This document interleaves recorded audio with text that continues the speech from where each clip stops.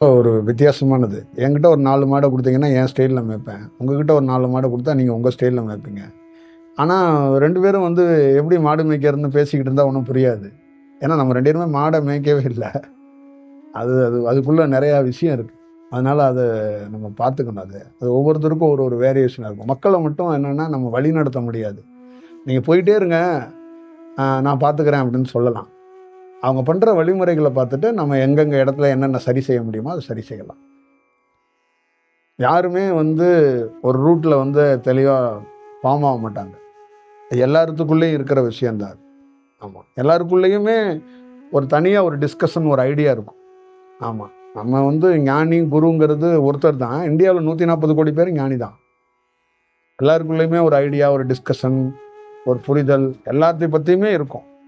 அப்ப வந்து அவங்கள வந்து வழி நடத்துறது ரொம்ப கடினம். அப்ப அவங்கள வழி நடத்தக்கூடாது. அவங்க போக்குல அவங்கள விட்டுட்டு, நம்ம எந்த இடத்துல அவங்கள சரி செய்யலாமோ, அத சரி செய்யணும்னா, அது சால சிறந்ததா இருக்கும்.